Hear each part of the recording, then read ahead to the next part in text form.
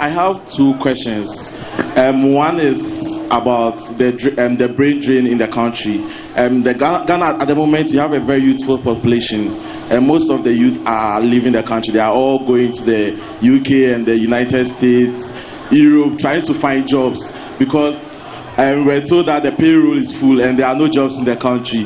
I've seen the 24-hour economy. I've done my research, and I think it's a brilliant policy, by the way. But aside that, what other policies are being put in place to reduce the brain drain? And also the second thing is, a lot of us keep saying that all politicians are friends. So what is the assurance that if you are elected into office again, politicians and people that have been heavily involved in state capture will be prosecuted and put behind bars?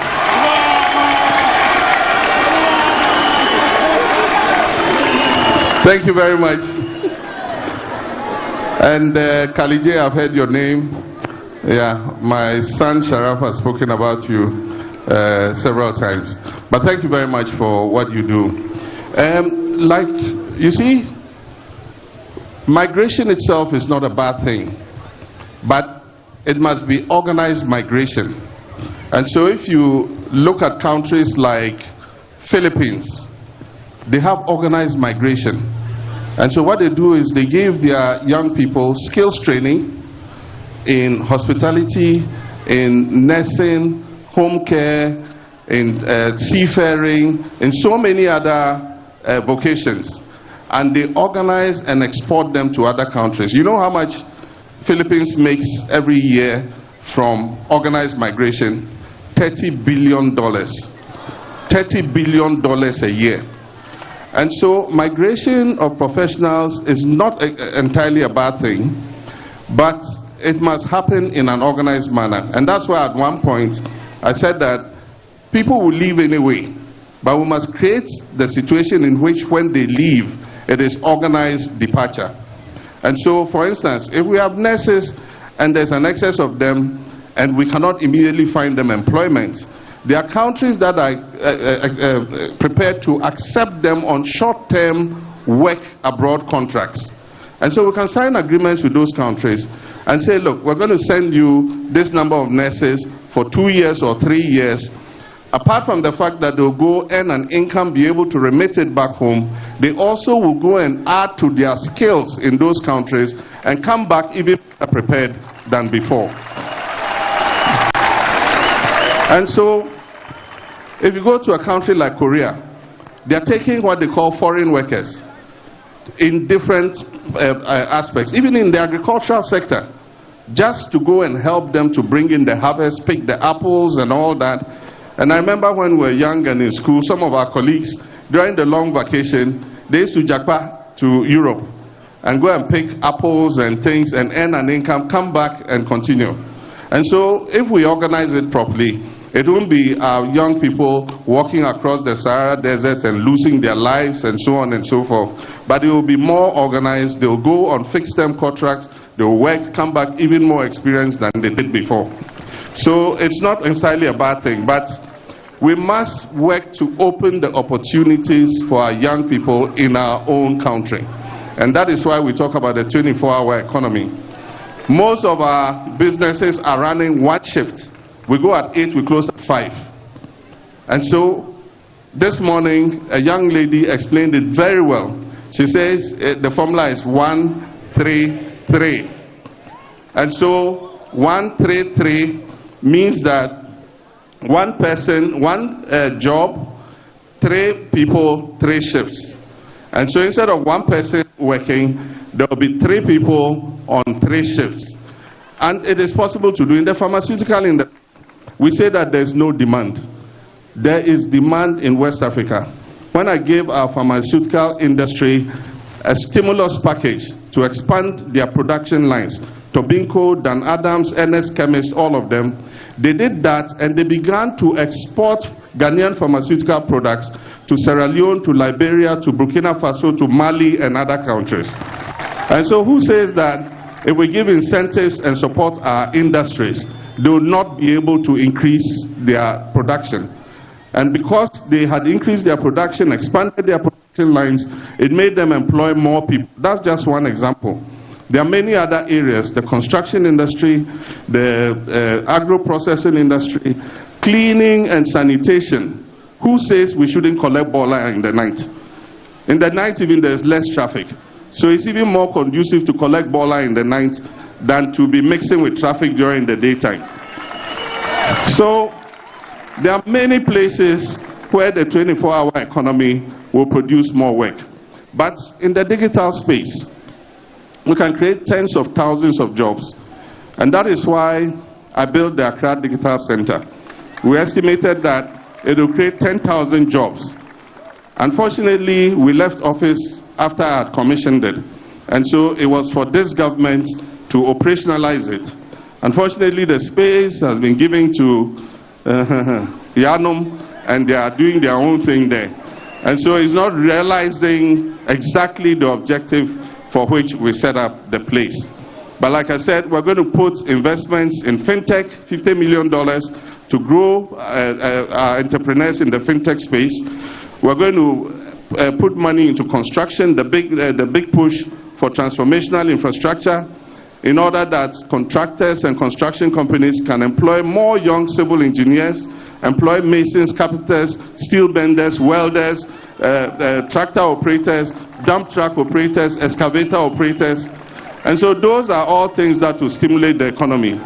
But one group that we want to push, promote, and create are the agri-business people, to provide agro-processing services for our farmers so that they can buy the products of our farmers, add value to the products, sell on the local market, or export. If you go to Oti, they produce a lot of ginger. There's no ginger factory there. We must put up a ginger factory to produce ginger powder, ginger oil, and it's the private sector that is going to do it for export and local consumption. Look at this, our red hot pepper. You know the demand for it. If we encourage the farmers to grow it, and I get you KalyJay, give you money, you set up a plant for producing pepper powder, pepper oil, and all that, we can sell on the local market and also export. And so I've always said that, yes, under 1D1F, some factories were built, but the thing is, factories and manufacturing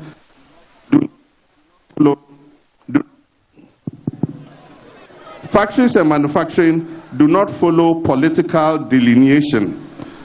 They follow source of supply of raw material. And so if you want to be successful in agro-processing, you just don't say one district, one factory. If you take cashew nuts, it is grown all across Bono and Bono East. So you must look at the whole cashew growing zone and say, look, we need 2 factories in these 2 regions to process all our cashew. If you take cassava, cassava grows here. We need this number of factories to process our cassava into cassava starch, into cassava flour, for bakery, for beer manufacturing and all that.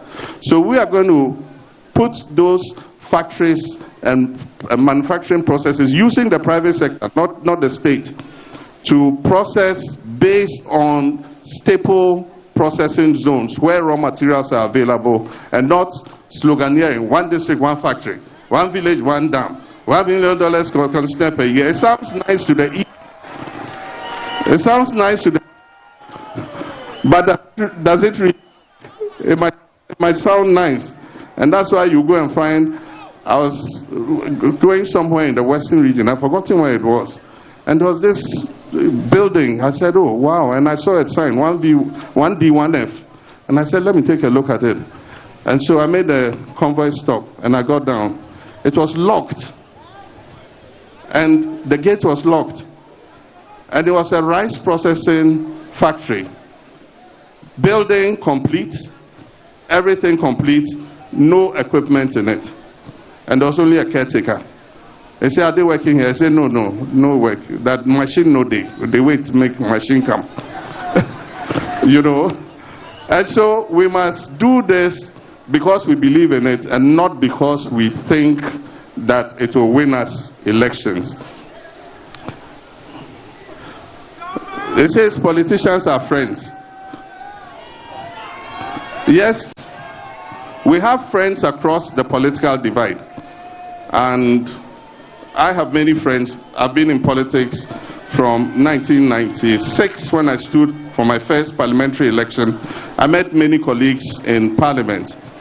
But the call to root out corruption and to punish people who have misappropriated public funds is a call from the soul of the nation. It is a call from the soul of the nation that for once we must put our foot down, because the youth are crying for opportunities, and the youth are losing faith in our democracy, and the youth are tired of being unemployed and hungry when they can see that the public resource that belongs to all of us is being corralled and squandered by a few people. And so if we don't do that, a time will come when some things will happen. There are two things that can happen. If people lose faith in our democracy, and that faith is going down, the last survey, it said it had gone from 74% to 50% of young people believe in our democracy. And so their faith in our democracy is going down. And as you continue to subject them to 000, 010, 100, 001, a time comes when they have no interest in the survival of the state or in the survival of our democracy. And in West Africa, normally what would happen is that a coup d'etat will take place. But in East Africa, civil unrest will take place, like we saw recently in Kenya. And so it is a cry from the people themselves that the political elite must get it right. This is our last chance at saving our democracy, and it cannot be business as usual. And that's why I've said that the greatest fight against corruption is not prosecuting your political opponents. It is also dealing with your own people when they indulge in the same thing. And so I've said it several times that yes, we'll hold the government that is going out accountable for the things that have happened. We'll investigate them. We have a constitution, we'll go by the rule of law, prosecutions will take place, judgment will be given. And so that will do. But while you're doing that, if your people start indulging in the same thing, you must have the courage to punish them. And that's why I've said, if people want to come into government and make money, then we can help you. You go into the private sector, we'll help you set up a cassava processing plant, go and process cassava, employ young people. Don't come and take public office. Once you take public office, you must be prepared to be held to account. And so, yes, we might be friends. Sometimes it's painful. And I have an example. Abu Gapele is my friend. The National Youth Authority, himself and others were prosecuted during my tenure. I was not happy to do it, but I mean, one has got to do what he's got to do. And so, yes, we'll pursue corrupt officials and we'll deal with them. And when we're dealing with them, if somebody does the same in our administration, that person will also be dealt with. So I've sounded a warning. Everybody who wants to be a minister, a CEO in John Mahaba's administration, if the Office of Special Prosecutor comes after you, you are on your own. I'm not a clearing agent. I will not clear you.